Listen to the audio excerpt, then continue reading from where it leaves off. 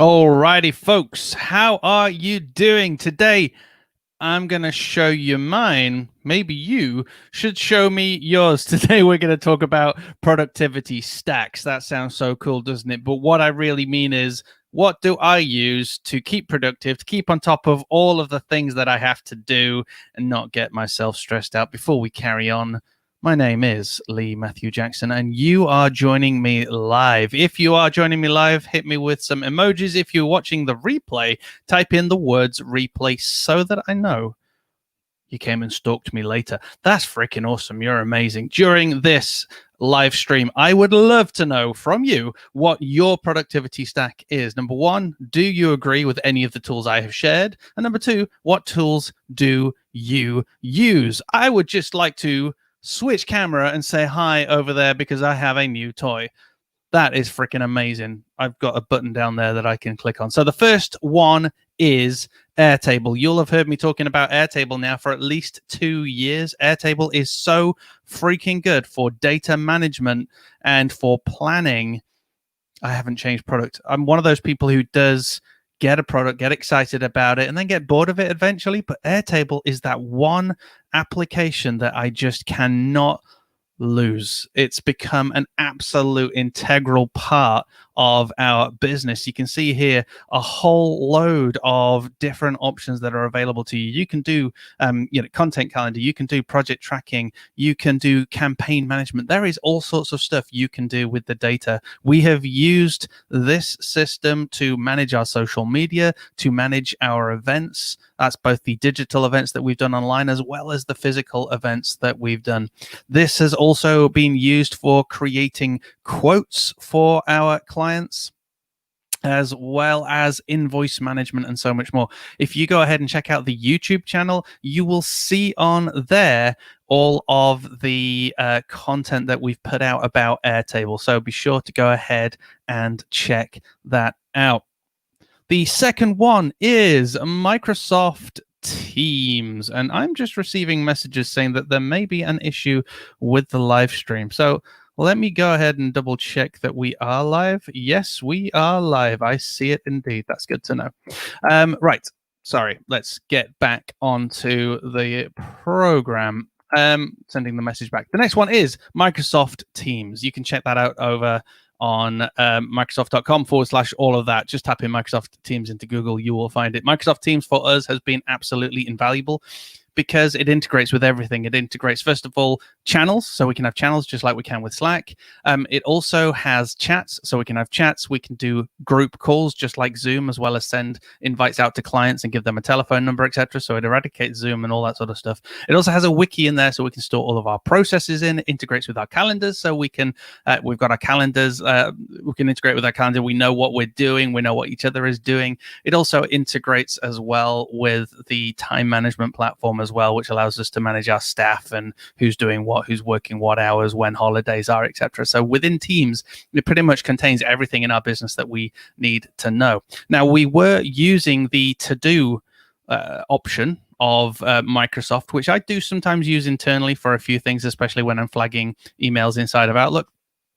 But we were finding that the to-do system / the planner system in Microsoft was a little bit lax, and also we couldn't actually get clients involved in that. So that leads us to our next product, which is Basecamp. Let's take a look at Basecamp. Let's switch over to Basecamp. Here we go. This is Basecamp. It is super simple. We use this for projects that need our clients to be involved.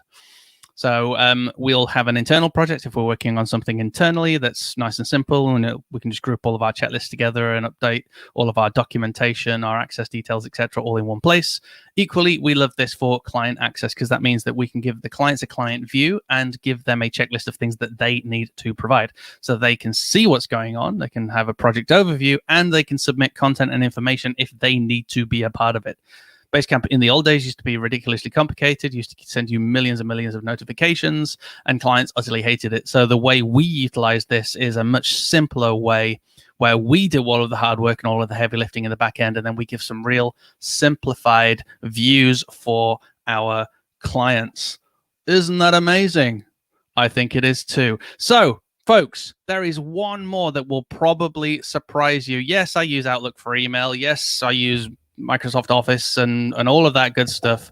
But for actually getting stuff done, for organizing my workload, etc., it is literally Airtable with a lot of internal data management in there, etc. Teams for communications, for calendar appointments, all that sort of stuff for chatting, and Basecamp for the raw day-to-day project management. We've really tried to crunch everything down into as simple a process as possible, as least touch points as possible. The final one, though, for myself is pen and paper. I still, to this day, I've been preaching this for flipping donkey's years, and I buy these pads. I've got hundreds of them. This is just a good old things to do pad. You put the date at the top. You put a list of all of the things you need to do.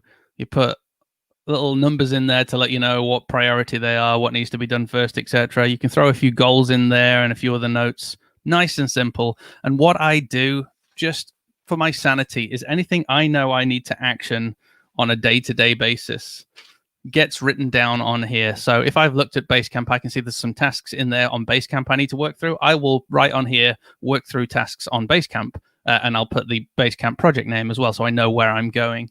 Equally, if I need to go and get some milk or do anything else, all of that will go on this, and then I'm just simply cross them off as I go. If something needs to go on into tomorrow, that's fine. I just put a line through it and an arrow to point to the next page, and then I flip over and I write it on the next page. So yes, we have Airtable for all of this data management. Yes, we've got Microsoft Teams for all the communications, the wiki, the calendar, the shifts, all of those sorts of things. Yes, we've got Basecamp for client communication and managing all of our to-dos and everything. But for me, nothing will ever beat pen and paper, and having it in front of me, knowing that I can write it down and go, and just leave it. I can go and chill out and then come back, and I know that anything that I was meant to remember is on this piece of paper, and I can carry on cracking on. All right, folks, let me know. I've shown you mine, so you got to show me yours now. That's part of the deal. Let's have a look at the comments we've got from Matt. We've got Lee. We've got Basecamp buddies from Matt. Nick is old school like myself. He loves a little bit of pen and paper. Mel gives a shout out and a green heart for Basecamp. That's awesome. Thank you. I'm just loving this little toy. Matt says, do you still have your poetry book where you write us poems every day? I'm not aware I ever did. Mel says, pen and paper is the best excuse to splash out on fancy pens. Shall I show you my fancy pen collection? This is my writing desk. We are going off script.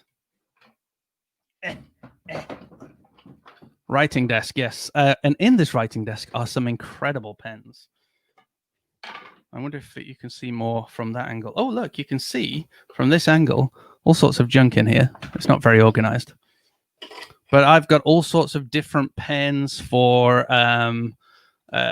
so, for example, these are my copper plate nibs. So I am just highlighting how right Mel is right now. So for me to have notepads and pens, I've got some amazing notepads. So these are all for my copper plate writing. And I've got different sets of ink all down there. Let me grab one that's easy to get to. There's a very easy to get to ink. I've got multiple colors of ink for this. Multiple styles of ink pots as well. So if you ever want to buy me a present, buy me nibs. Nibs or pen holders. I've got all sorts of different nibs going on in here. So again, more for copper plate, some for Gothic text and scripts. I've got, oh, this one's nice. Let's look at that one. Ooh, that's gorgeous, that one. And again, you can replace all of the nibs in there. That holds in there, which is really nice. So I should be telling you my productivity tools, shouldn't I? Now then, this pen is wood that is 800 years old. So this is taken from York Minster, and this is a fountain pen, gold plate with 800-year-old wood. And then the next pen is from near the Bronte Parsonage. There is a school, and this is made from the pews of the school at the Bronte Parsonage. And again, it's a really, really nice looking pen. Things that I like to do, I like to take actual feathers and create my own quills from them as well. So I've started here, and then I'll be using a a pen here, sorry, a knife here to slit down there. So I'll make a channel and I'll make a kind of a cut curve so I can do some of my calligraphy. And then I also have, for inspiration, as I practice my calligraphy, etc., things like this.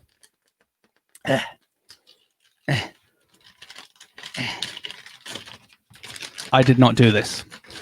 But things like this is my inspiration so that I can practice things like my copper plate. There is, this is a form of Gothic script going on there as well, which is phenomenal. So yeah, basically, if you go for pen and paper, like Mel says, you can do what I do.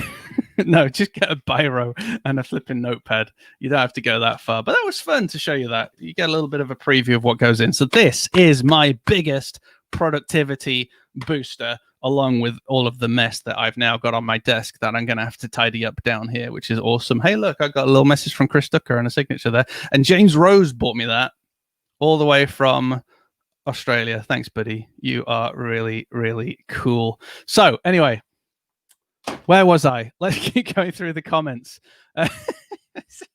Right. All right. Let's keep going. Let's keep going because these are funny ones in here. Right. Where are we? Okay. So Mel says, no, Matt says Mel gets stuck at step 1 with the pen and paper. She's addicted to pens. Mel, I've only shown you a very small amount of my pens. So, you know, people will talk though.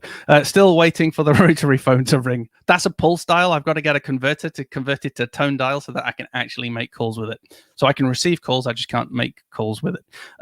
Was it? Whoa. From Tom, oh wow, you have a fancy pen collection. Yes, Matt, I do. This is awesome from Matt. It certainly is, mate.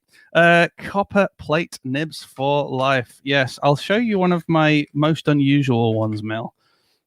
Sorry, Matt, for showing my nibs to your missus, mate. But anyway, can you see this one? I don't know. Maybe I need to go over there. Does that better? Can you see that? It's actually a hand, and it looks like it's giving you the middle finger. I wonder if I can do this one.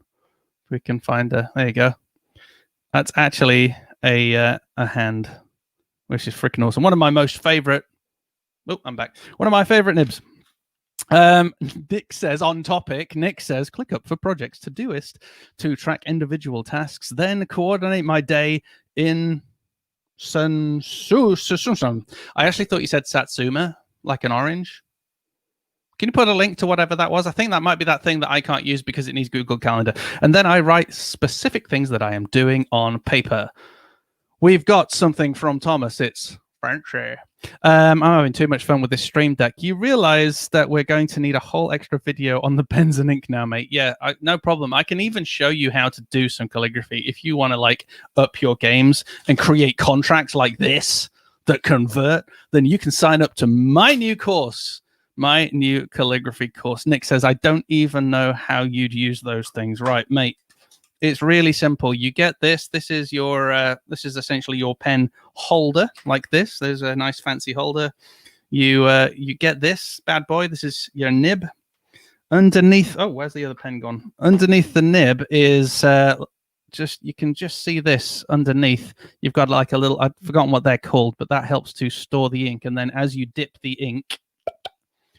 It will store some of the ink in the channel. You have to dip quite a lot, I'm afraid.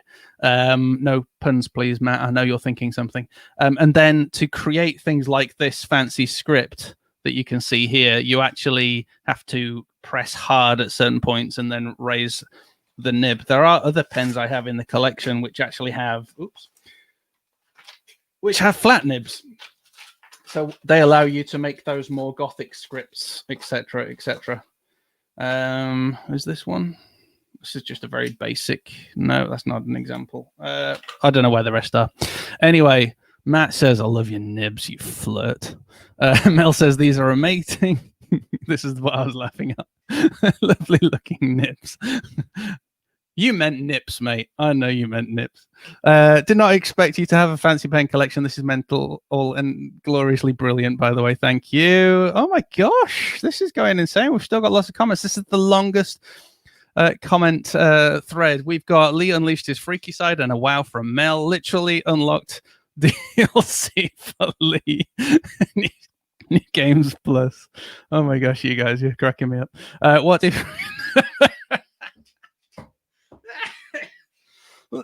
You've made me cough. Please stop writing comment. Well, I'm just going to have to stop in a minute because I'm hungry.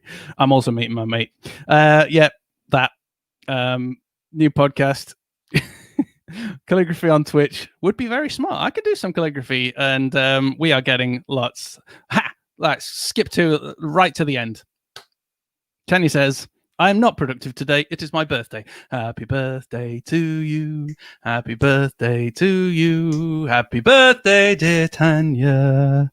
Happy birthday to you. She loves my fountain pens as well. That's awesome. My fountain pens are these sort of bad boys. This I don't know how far you tuned in, but this one's the 200 years, and that's 800-year-old wood, which is flipping amazing. And my favorite tool for the fountain pen are these little plungers, so you can fill your ink up that way and fill up the ink instead of using. I mean, I do get lazy and use these bad boys as well, but anyway. Very quickly, what's the best type of paper? Parchment. What's the best ink? Falcon. Happy birthday from Thomas. How long does the ink take to dry? Seconds. Are you right-handed? Happy birthday, Tanya. And I have one of those wooden ones from Tanya. Question: did you ever write and eat at the same time? Yes. Right. I'm going to stop now, folks. We've had an awesome time. Let's do a recap if you weren't there. I've shown you mine. Now you show me yours. What is your productivity stack? I said I manage all of our data, etc., inside of Airtable. We do all of our comms inside of Microsoft Teams. We do our project management, client-facing, etc., with Basecamp. And finally, I showed you quite a lot of pens, not much paper, but we use pen and paper, the good old to-do list, for managing things and keeping us on track. We then followed with a stupendous amount of comments. Thank you so much. We have been chatting now for 17 minutes. You're all awesome. Have a wonderful day. And remember, if you can't be good,